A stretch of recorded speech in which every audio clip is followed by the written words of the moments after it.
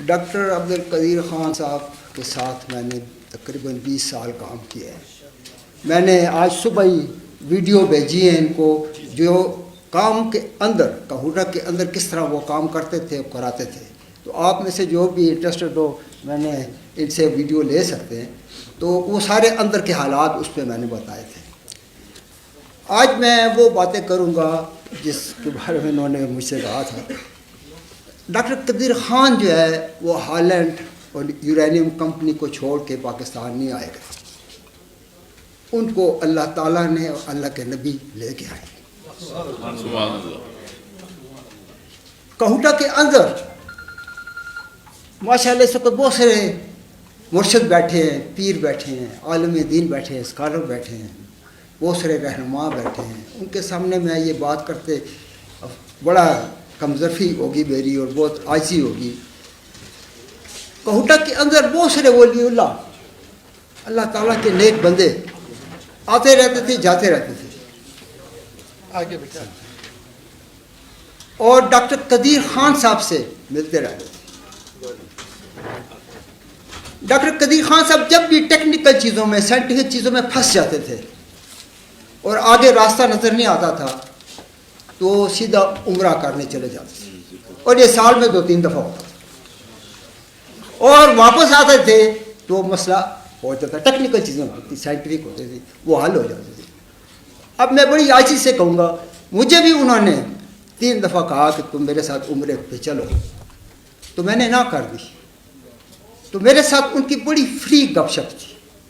تو انہوں نے بلا کے آفس میں مجھے گالیاں نکالی کہ وہاں تو اللہ کا گھر ہے, اللہ کے نبی کی زیارت ہے, اور تمہیں بلا رہے ہیں تم نہیں جاتے ہو. سیدی مرشدی غلام ہے رسول کے غلام ہے, غلامی رسول میں موت بھی قبول. قائد طلبا مرحبا مرحبا, قائد طلبا مرحبا مرحبا, سیدی مرشدی یا نبی یا نبی. تو میں نے ان سے عرض کی آخری دفعہ جو تیسری دفعہ تھی میں نے نہ کی. میں نے کہا کہ اللہ کے گھر کے سامنے اور اللہ کے نبی کے زیارت کے سامنے میں بیٹھنا چاہتا ہوں, میں رونا چاہتا ہوں, میں دعائیں مانگنا چاہتا ہوں. وہ تقریباً 20 دفعہ گئے تھے. میں نے کہا آپ پروٹوکول کے ساتھ جاتے ہیں, VIP بن کے جاتے ہیں, اور شاہی خاندان ان کی تواضع کرتا ہے. تو وہ کیا کرتے ہیں, حرم شریف میں لے جاتے ہیں, طواف کراتے ہیں, صحیح کراتے ہیں, اس کے بعد شاہی محل خانے میں لے جاتے تھے. مسجد نبی شریف میں جاتے تھے, گئے, نفل پڑے, دعا کی, اور شاہی خاندان کے لوگ ان کو اپنے محل میں لے جاتے. میں نے کہا جی مجھے اس قسم کی زیارت کرنا اللہ کے نبی کی دربار کی اور اللہ کے دربار کی, میں نے کہا جی میں تو وہاں گھنٹوں رونا چاہتا ہوں, دعائیں مانگنا چاہتا ہوں. خیر یہ میں ڈاکٹر قدیر خان کی ذات کے اوپر بول رہا ہوں. لیکن الحمدللہ وہاں پہ جو ہم لوگ ٹیکنیکل کام کرتے تھے اس پہ میں ایک شعر پڑھتا ہوں جو کہ بڑا عجیب و غریب ہے. اگر میں ایٹم بم کو کہوں ایک ستارہ, تو انہوں نے بہت سارے پروجیکٹ کیے ہیں, تو یہ بالکل شعر ان پہ فٹ آتا ہے. ستاروں سے آگے جہاں اور بھی ہے, یعنی خالی ایٹم بم نہیں ہے آپ کا پروجیکٹ. آپ نے غوری میزائل بھی بنانا ہے, آپ نے اینٹی ٹینک میزائل بھی بنانا ہے, آپ نے اینٹی ایئر کرافٹ میزائل بھی بنانا ہے, اور آپ نے دوسرے اداروں میں پاکستان کے اندر اور مسلمان ملکوں میں بہت سی جگہوں پہ آپ نے یہ ٹیکنالوجی شروع کرانی ہے. تو ستاروں سے آگے جہاں اور بھی ہے, ابھی عشق کے امتحان اور بھی ہے. یعنی ایسا نہیں ہے کہ امریکہ آپ کو چھوڑ دے گا, یا انڈیا چھوڑ دے گا, یا یورپ چھوڑ دے گا, یا نیٹو چھوڑ دے گا. نہیں, آپ کا امتحان ہوتا رہے گا. اور میں اس چیز کا گواہ ہوں, ڈاکٹر انوار صاحب بھی گواہ ہیں, یا وہ بھی سائنسدان بیٹھے ہیں. 3 دفعہ نہ کہوٹا کو تباہ کرنے کے لیے, حملہ کرنے کے لیے انڈیا, اسرائیل, امریکہ نے پلاننگ کی. لیکن کوئی اللہ کے ولیوں کی کوئی شان تھی, یا کوئی اللہ کے نبی کی وہاں پہ نظر تھی, یا اللہ کے خاص حکم تھے کہ وہ 3 دفعہ حملے جو ہے کامیاب نہیں ہوئے اور کہوٹا تباہ نہیں ہوا. آگے میں کہوں گا ان کی بیٹی تشریف لائی ہیں ڈاکٹر دینا, اور یہ شعر تو اتنا صحیح نہیں ہے, لیکن چونکہ اتنے پیر صاحب بیٹھے ہیں, اتنے مرشد بیٹھے ہیں, اسکالر بیٹھے ہیں. اب میں افسوس کے ساتھ ڈاکٹر قدیر صاحب کے بارے میں کہتا ہوں, اب یاد رفتگاں کی بھی ہمت نہیں رہی, یاروں نے بڑی دور بسا لی ہے بس. پھر چونکہ اتنے بزرگ بیٹھے ہیں، عاشق رسول بیٹھے ہیں اور اولیاء اللہ بیٹھے ہوئے ہیں، تو میں اپنی بات کے بارے میں یہ کہوں گا کہ نہ میں کوکا نہ میں پوکا نہ میں شور مچاؤں. ہو سکتا ہے چنگیا نہ ڈال کے جو پیر صاحب اور مرشد علماء بیٹھے ہیں، ہو سکتا ہے چنگیا نہ ڈال کے میں بھی بخشا جاؤں. تو اللہ تعالیٰ نے ان کو ایسی کمال دی تھی. جب وہ آئے تھے تو انہوں نے جس وقت ایٹم بم پر پروجیکٹ شروع کیا تو الحمدللہ وہ واحد آدمی تھے پورے پاکستان میں اور کہوٹہ پروجیکٹ کے اندر جن کو اے سے لے کے زیڈ تک ایٹم بم کے بارے میں، ٹیکنالوجی کے بارے میں، انجینئرنگ کے بارے میں ہر چیز کا پتہ تھا. اور ان کو پتہ تھا کہاں سے شروع کرنا ہے. یہ ٹھیک ہے ان کے ساتھ 15,000 لوگ کام کرتے تھے اور ڈاکٹر انوار صاحب بھی بیٹھے اور بھی یہاں سائنسدان بیٹھے ہوئے ہیں، بہت سے انجینئر بھی بیٹھے ہوئے ہیں. تو اللہ کا شکر ہے ان میں بڑی کمال تھی. وہ پتہ نہیں ان کو رات کو خواب میں کچھ آتا تھا یا اللہ کا حکم آتا تھا یا اللہ کے رسول کی طرف سے کوئی پیغام آتا تھا اور دوسرے دن ایک دم میٹنگ کال کرتے تھے، ہم نے ٹینک کے خلاف میزائل بنانا ہے. اچھا ہم لوگ میٹنگ میں بیٹھے ہوتے تھے، سنتے تھے. اچھا ہم لوگ ذہنی طور پہ پریشان ہوتے تھے کہ کس چیز سے ہم بنائیں گے، کیسے بنائیں گے، کون سی مشینیں ہوں گی، کون سے اکوپمنٹ ہوں گے، کون سے مٹیریل ہوں گے اور یہ کام شروع کیسے ہوگا. لیکن بڑی اللہ تعالیٰ کی عجیب و غریب یہ اس میں حکمت تھی ڈاکٹر قدیر خان صاحب نے. کس طرح ان کو اوپر سے چیزیں نازل ہوتی تھیں، کس طریقے سے وہ کرتے تھے. اب آپ جو ینگ لوگ بیٹھے ہیں ان کو میں بتانا چاہتا ہوں پاکستان میں ایک سوئی نہیں بن سکتی. اچھا پاکستان میں ایک اچھی کار نہیں بن سکتی. اور جو دنیا کے ٹاپ کے سائنسدان ہیں جنہوں نے ایٹم بم بنایا ہے، امریکہ والوں نے، روس والوں نے اور انگلینڈ والوں نے، فرانس والوں نے، وہی کام جو ہے یہاں کوٹہ کے انجینئر سائنسدان کرتے تھے اسی لیول پہ. اچھا اگر آپ کہیں کہ جس سوابی میں سب سے بہترین تباغو پیدا ہوتا ہے تو وہاں کی زمین زرخیز ہے، وہاں کا پانی اچھا ہے، وہاں کی مٹی ایسا ہے کہ وہاں تمباکو پیدا ہوتا ہے. اسی طرح اگر آپ کہیں فرانس میں ایٹم بم بنتا ہے، فرانس میں میزائل بنتا ہے، انگلینڈ میں میزائل بنتا ہے، ایٹم بم بنتا ہے، امریکہ، تو وہاں تو ہے مٹی ایسی ہے، وہاں پانی ایسا ہے، ماحول ہی ایسا ہے. پاکستان میں آپ کہیں کہ غوری میزائل بناؤ تو سب سے پہلے تو یہ میرے اوپر ہنسے گی. میں ڈاکٹر جو خان کی بات کر رہا ہوں کہ غوری میزائل بنائیں گے، ہاں ہے کیا چیز، کس چیز سے بنائیں گے، کہاں سے مٹیریل آئیں گے، کیسے اس کا پورا اسٹرکچر بنے گا. چلے میزائل تو بن گیا، کارخانے انہوں نے لگا دیے، میزائل بننے شروع ہو گئے.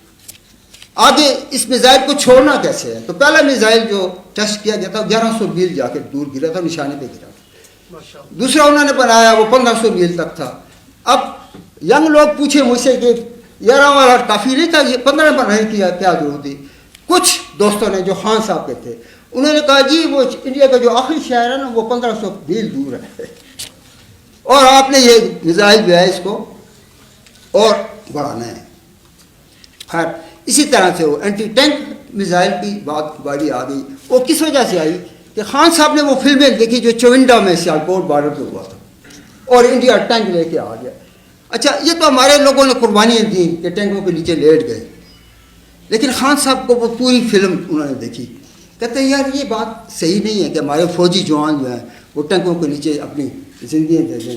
ہمیں ایسا میزائل بنانا چاہیے کہ ٹینک 2 میل دور ہو، یعنی ابھی پاکستان کے بارڈر کے اندر انٹر نہیں ہوا، انڈیا کے اندر ہے، اور آپ یہاں سے میزائل چھوڑیں اور اس کو ٹکڑے ٹکڑے کر دیں. تو انہوں نے وہ اینٹی ٹینک میزائل شروع کر دیا اور بنانا شروع کر دیا.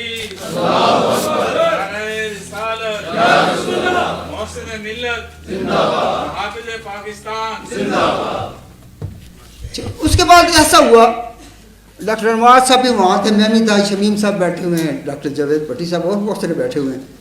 ایک دم سارن بجنے شروع ہو گئے. کوٹا کے ہم کام کر رہے تھے اور ریسرچ کا کام کر رہے تھے. کیا ہوا جی کہ اٹیک ہونے والا ہے، کس چیز کا، ہوائی جہاز آ رہے ہیں اور کوٹا کو تباہ کر رہے ہیں. اچھا وہاں انہوں نے سسٹم ایسا رکھا تھا کوٹا میں کہ ایمرجنسی میں نا آپ غاروں میں چلے جائیں تاکہ سائنسدان نہ مریں. بلڈنگیں تباہ ہوتی ہیں تو ہو جائیں دوبارہ بن جائیں گی، مشینیں تباہ ہوتی ہیں ہو جائیں دوبارہ آ جائیں گی، لیکن یہ جو انجینئر سائنسدان ہیں یہ نہیں مرنے چاہیے. تو سائرن کے چند منٹوں کے اندر سب لوگ جو ہیں وہ بلڈنگیں خالی کر کے غاروں میں چلے جاتے تھے. تو ہمیں بعد میں پتہ لگتا تھا کہ ہوا کیا ہے. پتہ چلا جی کہ ہوائی جہاز آ رہے ہیں تو کوٹا کو تباہ کر رہے ہیں. تو خان صاحب کو ایک دم ہی بشارت ہوئی یا بزرگوں کی اولیاء اللہ کی مدد شامل تھی، اور انہوں نے ایک دم یہ کہا کہ یار یہ جہازوں کے لیے بھی ہم نے میزائل بنانا ہے۔ تو اللہ کے نبی صلی اللہ علیہ وسلم کا ایک نیزہ تھا، اس کا نام انزا تھا، تو انہوں نے میزائل بنانا شروع کر دیا اور اینٹی ایئر کرافٹ میزائل بنانا شروع کر دیا، اس انزا میزائل بنانے شروع کر دیے۔ اور وہ میزائل جو تھے، جب آپ کی کارگل کی جنگ ہوئی تھی تو انڈیا کے جتنے بھی یاد آتے تھے تو وہ میزائل مار کر ان کو تباہ کر دیتے تھے۔ تو یہ اللہ تعالیٰ کی مدد تھی، یہ بزرگوں کی مدد تھی اور قوم کی دعائیں تھیں۔ اگر آپ کہیں کہ میں کہوں یہ آج یہاں فیکٹری لگائے اور یہاں بم بنانے شروع کر دے، پاسبل ہی نہیں ہے پاکستان میں، نہ مٹیریل ہے، نہ ٹیکنالوجی ہے، نہ مشینیں ہیں۔ لیکن اللہ تعالیٰ نے ڈاکٹر خان صاحب کو نا اتنی قابلیت دی تھی۔ اچھا، ان کو یورپ کے اندر، چین کے اندر، جاپان کے اندر، امریکہ کے اندر ہر فیکٹری کا پتہ تھا، ہر اکوپمنٹ کا پتہ تھا، ہر مٹیریل کا پتہ تھا۔ یہ اللہ تعالیٰ کی شان ہے۔ اگر مجھے کہیں، میری بھی وہی فیلڈ ہے جو ڈاکٹر خان صاحب کی ہے، میٹلرجی انجینئرنگ میری فیلڈ ہے۔ میں نے امریکہ سے ڈگریاں دی ہیں، میں نے امریکہ میں کام کیا ہے اس میٹیریلس کے اوپر۔ لیکن آپ اگر مجھے کہیں جی فار ایگزامپل یہاں پہ یہ مائک پڑا ہے اور یہ میٹیریلس ہے، اس کو بنانا شروع کرو، تو میں کہوں گا جی یہاں تو نہ کوئی میٹیریل ہے، نہ مشینیں ہیں، نہ کوئی آدمی ہے جو انجینئر جو اس کو بنا سکے۔ لیکن ڈاکٹر خان صاحب میں یہ بات نہیں تھی۔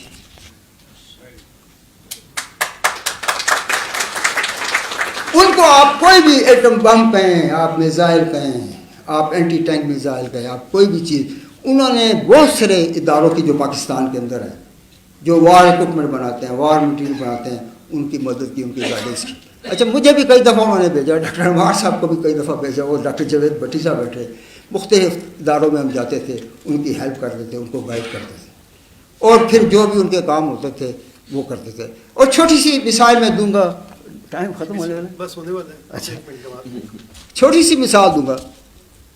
Year weapon complex Pakistan air force کا ایک ادارہ ہے حسن ابدال میں، انہوں نے ایک میزائل بنانا شروع کیا اور میں وہاں پہ ڈائریکٹر لگ گیا ریٹائرمنٹ کے بعد کوٹا سے۔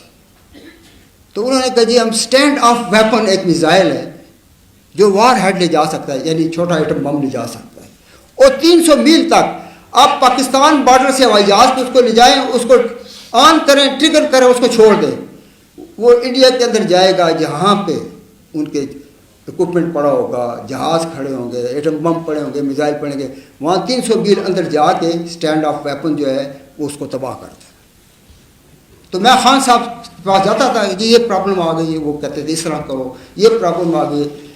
نیچرلی وہاں کے جو بڑے افسر تھے وہ سارے ایئر فورس کے، کوئی ایئر مارشل تھا، اور کوئی ایئر وائس مارشل تھا، کوئی ایئر کمانڈور تھا، کوئی کیا تھا، کوئی کیا تھا، وہ سارے ایکسپرٹ تھے اپنے فیلڈ کے، جس کو آپ ایئر فورس کے ویپن کہتے ہیں۔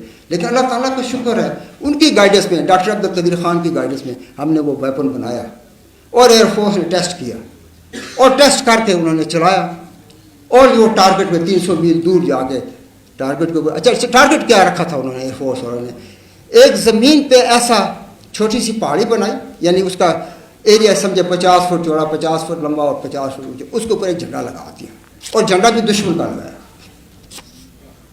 اور میزائل کہاں سے چھوڑا؟ کراچی سے چھوڑا، اور وہ بلوچستان میں وہ ڈھیری کہہ لیں یا وہ جھنڈا کہہ لیں، جا کے سیدھا جھنڈے کے اوپر آ کے وہ میزائل ہو گیا۔ تو ڈاکٹر خان صاحب جو ہے، میں اگر ان کو کہوں، میں پیر کا نام نہیں لوں گا، 2-3 پیر صاحب ہیں، میں ان کا نام نہیں لوں گا، یہاں بڑے بڑے ماشاء اللہ الحمدللہ مرشد بیٹھے ہوئے ہیں پیر صاحب، تو میں نے کہا جی وہ پیر صاحب ملنا چاہتے ہیں، اچھا انہوں نے کبھی نہ نہیں کی، یہ ان کا ریکارڈ ہے۔ لیکن وہ انہوں نے ایک حجرہ رکھا ہوا تھا، یا مہمان خانہ رکھا تھا، یا گیسٹ ہاؤس رکھا ہوا تھا، وہ کہتے اتنے بجے ان کو ساتھ لے کر آ جائے، تو وہ چلے جاتے تھے پیر صاحب۔ اچھا وہ پہلی بات دعا کی کرتے تھے، پتہ نہیں یہ ان کے ذہن میں کیوں یہ چیز آتی تھی، جب بھی پیر صاحب کو دیکھتے تھے، مرشد کو دیکھتے تھے کسی کو، تو وہ کہتے جی میرے لیے دعا کریں جی کہ ہم نیا ویپن بنائیں۔ اچھا وہ دوسری بات ہی نہیں کرتے تھے، دعا بھی ویپن کے لیے کراتے تھے۔ اگر میں کسی پیر صاحب کے پاس جاؤں گا تو میں کہوں جی دعا کریں کہ اللہ تعالیٰ مجھے دولت دے، گاڑی دے، بنگلہ دے، کار دے، یا بچوں کا رزق زیادہ کرے یا مجھے اونچا عہدہ دے اور پروموشن دے، لیکن انہوں نے کبھی یہ بات نہیں کی۔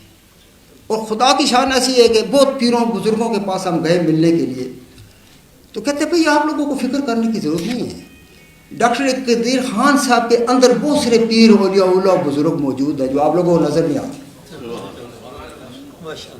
اچھا، ہمیں بڑی حیرت ہوتی تھی، اور ہم ان سے چونکہ اتنے فری نہیں ہو سکتے تھے، بہت بڑے آدمی تھے، لیکن ہم نارملی ان سے سنتے تھے۔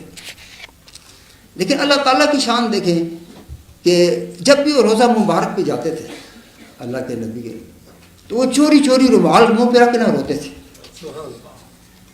کیوں کہ ساتھ وہ سارے فوجی ہوتے تھے سعودی عرب کے، اور شہزادے ہوتے تھے، اور پروٹوکول ہوتا تھا۔ اچھا، وہ یہ نہیں چاہتے تھے کہ وہ شہزادے اور وہ، کیونکہ ان کے ہاتھ وہ کہ ہاں آپ کو پتہ ہے ایسی کوئی چیز نہیں ہوتی، جو اتنی ہمیں محبت ہے اللہ کے نبی سے اور اللہ کے نبی کے دربار سے اور مدینہ شریف سے، ان سعودیوں کو اتنی وہ نہیں ہے، ان کے تو گھر کی چیز ہے۔ لیکن یہاں سے وہ جب بھی جاتے تھے، اچھا خانہ کعبہ شریف کے اندر بھی جاتے تھے، تو وہ جا کے جب طواف کرتے تھے تو بس دل سے دعائیں کرتے تھے، اور پروجیکٹس کی دعائیں کرتے تھے۔ لیکن اللہ تعالیٰ کے جو اونچے بندے ہوتے ہیں، اب جیسے انہوں نے فرمایا، پاکستان کی جب بھی تاریخ لکھی جائے گی، آج سے 100 سال بعد ہو سکتا ہے ان کے پوتے ہوں، تو 2 آدمیوں کا نام آئے گا، ایک کا نام ہوگا قائد اعظم محمد علی جناح، اور دوسرے کا نام ہوگا عبد القدیر خان۔